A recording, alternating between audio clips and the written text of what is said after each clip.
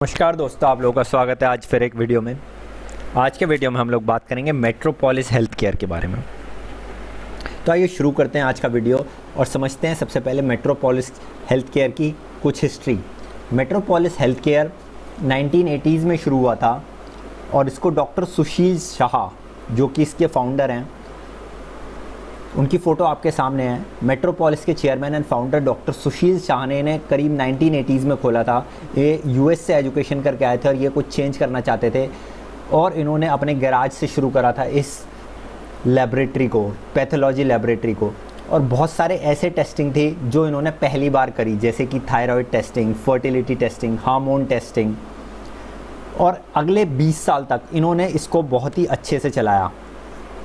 लेकिन इस कंपनी का जो टर्निंग पॉइंट आया वो उस समय आया जब इनकी बेटी यूएस से पढ़ के आई 2001 में। उन्होंने यूएस में पढ़ाई की और फिर गोल्डमैन सैक्स में जॉब करी, जिनका नाम था अमीरा शाह, जिनका नाम है अमीरा शाह। और ये अमीरा शाह बहुत ही बड़ा बदलाव इस कंपनी के कामकाज करने के रवैये में लाई। सबसे पहले जब अमीरा शाह ने अपने फादर का बिज़नेस ज्वाइन किया तो उन्हें लगा कि ये जो लैब है ये वन मैन ड्रिवन है, यानी कि केवल एक आदमी ही यहाँ पे सारे फैसले ले रहा है।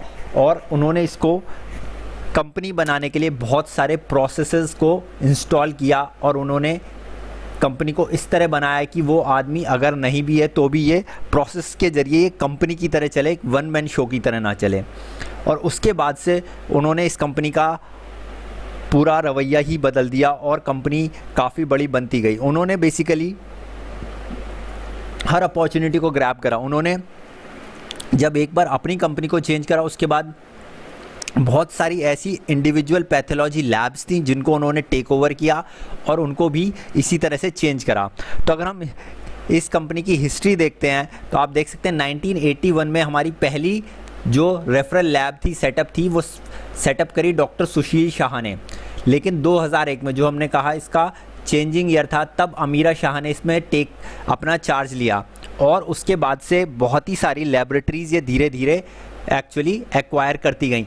Sudharma in Kerala, reference lab को सीएपी सर्टिफिकेशन मिला, कैपिटल इन्फ्यूजन किया आईसीआईसी वेंचर्स में, Lister laboratory Chennai, acquisition of Desai clinic. तो आप देख सकते हैं हर अलग अलग शहर में इन्होंने बहुत सारी लेबोरेटरीज़ को साल दर साल एक्वायर करते गए और साथ ही साथ इन्वेस्टर्स लाते गए, जिससे कि इन्हें कभी भी डेट की ज़रूरत नहीं पड़ी और ये डेट फ्री रहे। और इन्होंने रिसेंटली अब बाहर भी इस्टेब्लिश किया, केन्या, मॉरिशियस, श्रीलंका, घाना। तो इस तरह से मिडिल ईस्ट काफ़ी जगह इन्होंने एक्सपेंड करा है और ये इंटरनेशनली भी काफ़ी अच्छा कारोबार कर रहे हैं। अगर बात करते हैं अमीरा शाह की, तो अमीरा शाह अगर आप कभी सुनेंगे तो आप देखेंगे कि काफ़ी उन्हें चैलेंजेस फेस करने पड़े थे। 21 साल की उम्र में वो गोल्डमैन सैक्स की जॉब छोड़ के आई थी, जो कि एक बहुत ही रेप्यूटेड जॉब मानी जाती है और सब लोग बहुत हैरान थे कि उन्होंने वो जॉब क्यों छोड़ दी। बहुत ही well paying job, established career, लेकिन उन्हें कुछ सोसाइटी में अच्छा करना था, चेंज करना था और एक अपनी पहचान बनानी थी। तो उन्होंने अपने फादर से एडवाइस लिया। उन्होंने कहा कि अगर आपको अच्छा करियर और सिक्योरिटी चाहिए तो आप यूएस जाओ और इसी जॉब को कंटिन्यू करो, लेकिन अगर आपको चाहिए कि आप लोगों की ज़िंदगी में कुछ चेंज करना चाहते हो तो आप आगे ये पैथोलॉजी लैब ज्वाइन करिए और या फिर कुछ अपना करिए जो कि आप एंटरप्रेन्योर बन सकें। तब इन्होंने 2001 में ये लैब ज्वाइन करी और इन्होंने एज आ असिस्टेंट, बिल्कुल फ्रंट असिस्टेंट, एग्जीक्यूटिव असिस्टेंट की तरह इन्होंने ज्वाइन करी। वहाँ पे ये अपने फादर को सर कह के बुलाती थी, जिससे कभी भी वहाँ पे ऐसा ना लगे कि ये ओनर की बेटी है या मालिक की बेटी है। और उन्होंने एक एम्प्लॉय की तरह वहाँ काम करा 2 से 3 साल। उसके बाद जब उन्होंने पूरा बिज़नेस का जायज़ा लिया और उन्हें पता लग गया, उन्होंने कुछ प्रोसेसेस वहाँ इंस्टॉल करवाए और काफ़ी सारी चीज़ें कंप्यूटराइज्ड करा दी। उसके बाद से वो एक्विजिशन स्प्री पे गई और उन्होंने ऐसी सिमिलर पैथोलॉजीज़ को एक्वायर करना शुरू करा। उनका कहना ये भी है कि जब इनिशियल ईयर्स में उन्हें बहुत ही चैलेंजेस फेस करने पड़े थे बीइंग अ वुमेन। वो अगर किसी भी मीटिंग में जाती थी किसी से मिलने तो सब उनको एक एज अ सेक्रेटरी समझते थे और जो उनके जूनियर डॉक्टर्स उनके साथ जाते थे उनको सीनियर समझते थे। तो एज अ गर्ल उन्हें काफ़ी चैलेंजेस फेस करने पड़े।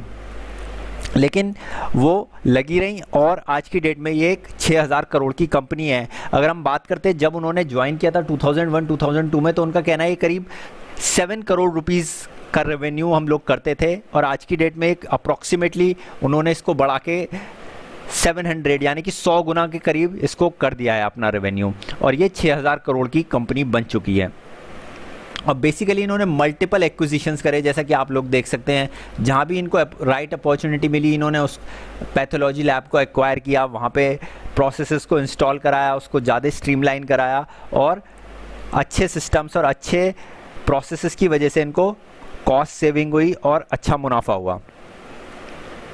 अगर हम बात करते हैं आज की डेट में metropolis 3rd largest diagnostic player है इंडिया की, और इनकी जो पोजीशन है वो वेस्ट और साउथ में बहुत ही स्ट्रांग है, जो कि इनका मेजर रेवेन्यू भी कंट्रीब्यूट करती है, अप्रॉक्सीमेटली 50% फ्रॉम वेस्ट और 25% फ्रॉम साउथ।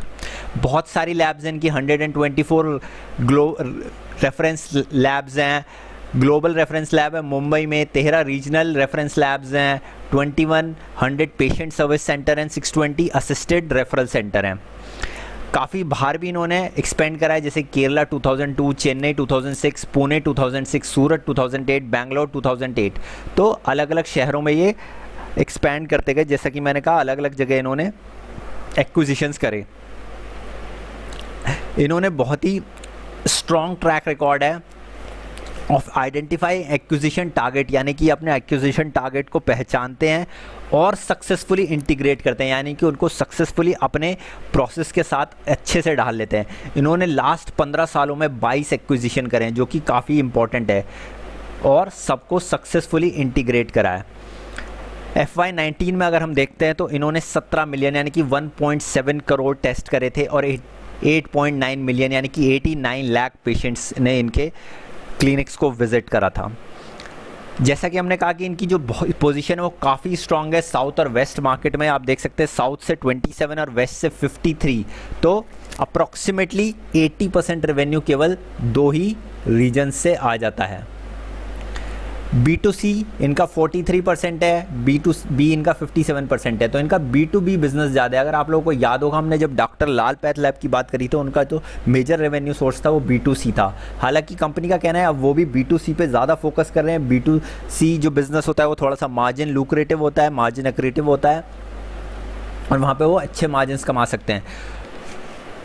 अगर हम बात करते हैं इनकी लैब्स की, तो एक इनका मेन ग्लोबल रेफरेंस लैब है जो कि मुंबई में है, वहाँ पे 4000 से भी ज़्यादा टेस्ट होते हैं। रीजनल रेफरेंस लैब्स हैं 13, जहाँ पे approximately routine test, semi specialised test, specialised test भी कुछ कुछ हो जाते हैं।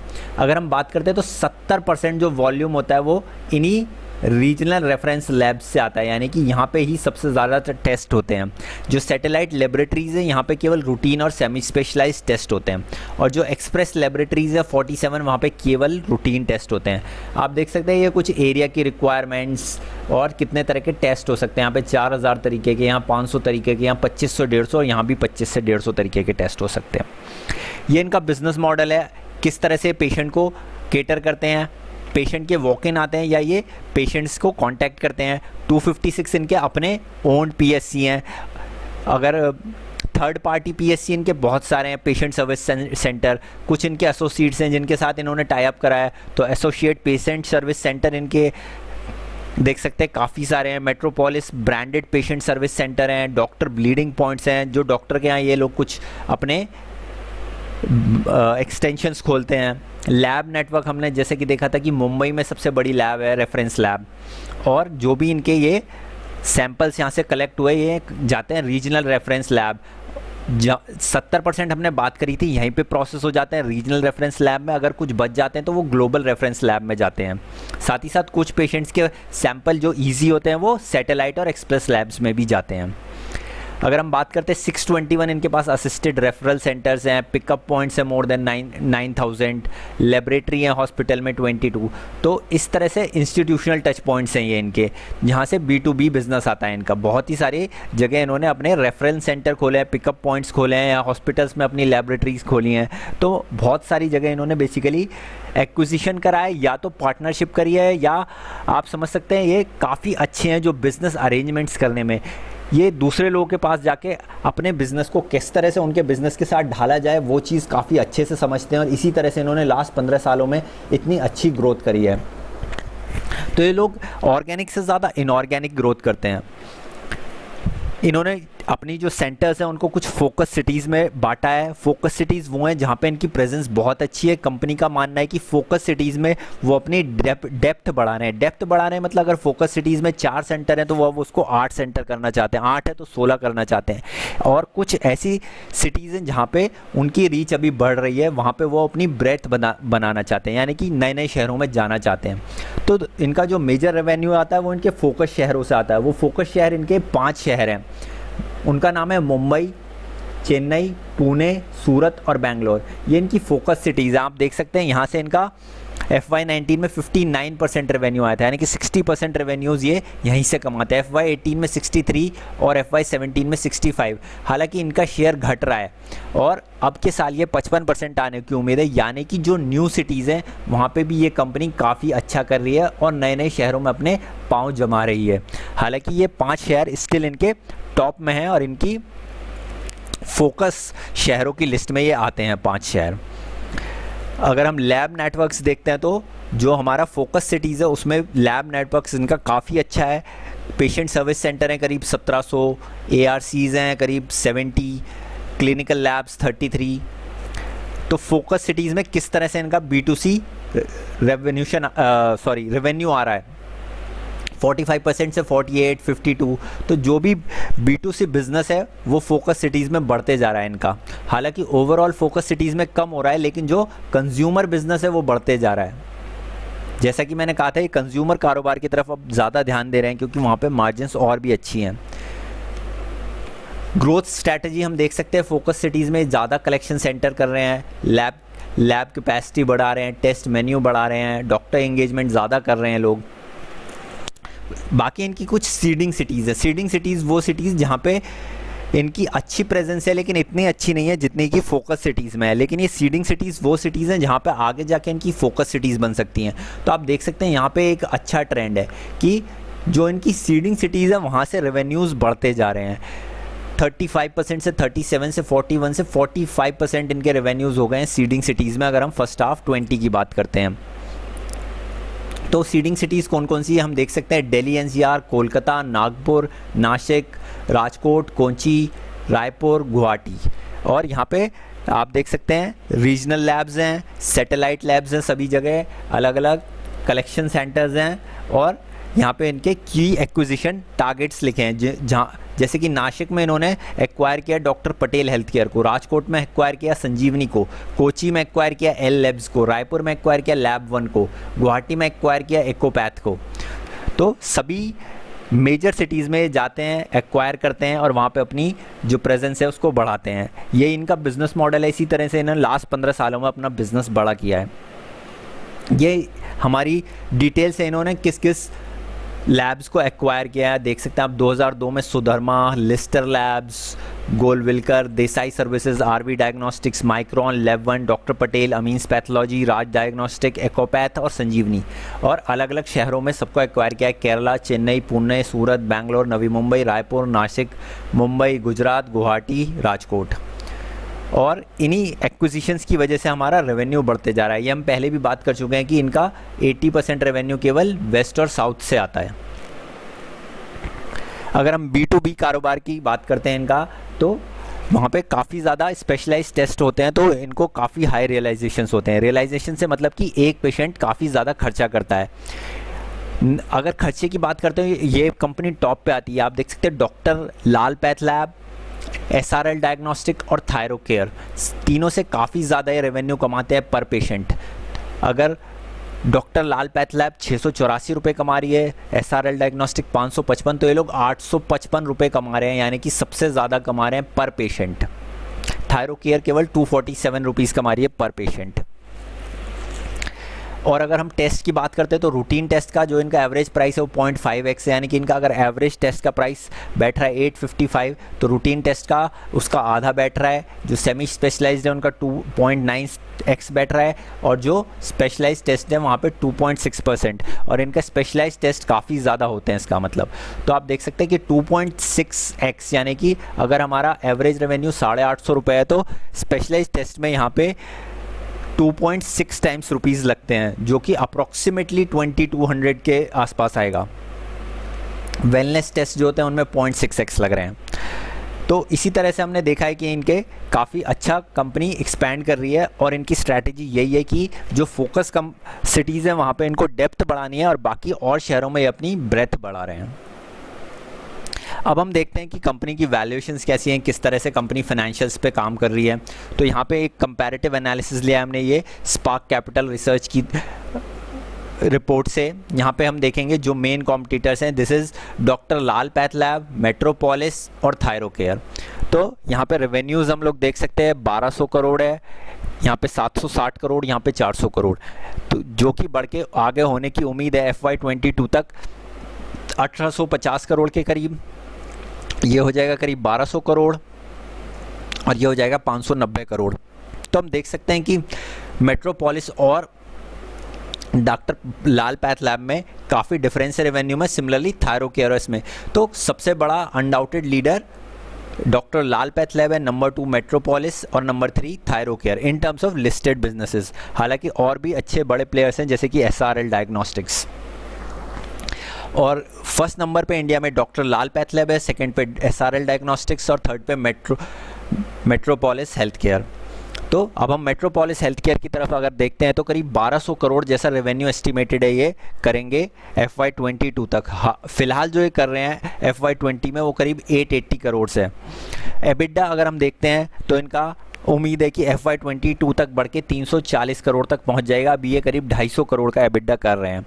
अगर पैट या प्रॉफिट की बात करते हैं तो ये 225 करोड़ तक पहुंच जाएंगे, जो करंटली ये 160 करोड़ कर रहे हैं। तो इनका जो EPS बन रहा है वो अभी करंटली 32 रुपीज़ का बन रहा है, जो कि बढ़ के उम्मीद है अगले 2 सालों में 45 रुपीज़ तक पहुँच जाएगा। हालांकि उम्मीद है कि इन बिजनेसेस पे ज़्यादा हिट नहीं लगेगा कोविड की वजह से, क्योंकि टेस्टिंग पे बहुत ज़्यादा इफेक्ट नहीं आ रहा है। फार्मा कंपनीज़ पे और टेस्टिंग लैबोरेटरीज़ पे बिजनेस में बहुत ज़्यादा इफेक्ट नहीं है। हो सकता है थोड़ा बहुत हिट इनके रेवेन्यूज़ पे या प्रॉफिट्स पे आए, लेकिन बहुत ज़्यादा हिट आने की उम्मीद नहीं है। तो अगर हम वैल्यूएशंस की बात करते हैं तो वैल्यूएशंस में भी ये EV टू एबिडा में हम देख सकते हैं FY20 में अगर डॉक्टर लाल 30 पे है तो ये 26 पे हैं।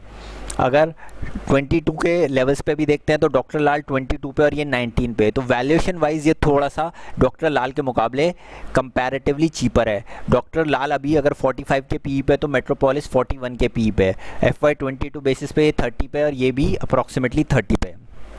लेकिन रिटर्न ऑन कैपिटल एम्प्लॉयड में ये कंपनी सबसे अच्छा कर रही है। डॉक्टर लाल 23, 26, 27, 26, लेकिन यहाँ पे मेट्रोपोलिस में हम देख सकते हैं 29, 36, 36, 36। तो अगर हम देखते हैं कि दोनों कंपनीज में वैल्यूएशन वाइज मेट्रोपोलिस इस समय थोड़ी सी बेटर प्लेस या चीपर नज़र आती है। हालांकि मेट्रोपोलिस के पॉइंट ऑफ व्यू में एक ही कंसर्न है कि यहाँ पे जो शेयर होल्डिंग पैटर्न है वहाँ पे इनके शेयर्स थोड़े से गिरवी रखे हैं। अप्रॉक्सीमेटली 57% है प्रोमोटर्स के पास, लेकिन इस 57% का 34% गिरवी है, यानी कि टोटल 19.4% शेयर्स कंपनी के गिरवी हैं जो कि प्रोमोटर्स के हैं। बस यही एक कंसर्न की बात इस कंपनी में दिखती है। कंपनी डेट फ्री है और प्रमोटर्स का कहना है कि जैसे ही ये लॉक इन पीरियड होता है ख़त्म होता है, क्योंकि अभी ये शेयर्स लिस्ट हुए हैं, इनका लॉक इन पीरियड चलेगा करीब 18 to 24 मंथ्स, तो उसके बाद ये लोग अपने शेयर्स को छुड़ा लेंगे। हालांकि कंपनी अच्छा कर रही है, रेवेन्यू वाइज ग्रो करते जा रही है, हर साल 15 से 20% की ग्रोथ ये दिखा रहे हैं और काफ़ी अच्छी इनकी प्रेजेंस है 2 रीजन्स में जो हमने देखा, वेस्ट और साउथ, और काफ़ी अच्छी इनऑर्गेनिक ग्रोथ करते हैं लोग, एक्विजिशन करते हैं दूसरी जगह जाके और फिर उस एरिया में अपनी रीच बढ़ाते हैं। तो ओवरऑल कंपनी अच्छी लगती है। अगर आपको फार्मा सेक्टर में या हेल्थ केयर सेक्टर में कुछ खरीदना है तो आप इस कंपनी पे ज़रूर ध्यान दे सकते हैं। कंपनी रिलेटिवली चीप है डॉक्टर लाल पैथ लैब्स के सामने। अभी कंपनी का प्राइस करीब 1200 रुपये चल रहा है। अगर आपको ऐड करना है तो यहाँ पे भी कर सकते हैं, नहीं तो अप्रॉक्सीमेटली 1000 रुपीज़ के पास कंपनी काफ़ी अच्छी वैल्यू बाय बनती है। कंपनी की लिस्टिंग 880 रुपीज़ के पास हुई थी, तब से कंपनी ने ऊपर में करीब 2000 रुपये तक गई थी ये, लेकिन अभी नीचे घट के 1200 के पास है और यहाँ पे भी आप इसमें ख़रीदारी शुरू कर सकते हैं अगर आप लॉन्ग टर्म इन्वेस्टर हैं तो। आज के वीडियो में इतना ही। वीडियो पसंद आए तो लाइक और शेयर ज़रूर करिए, चैनल सब्सक्राइब करना ना भूलिए। Thank you so much for watching the video.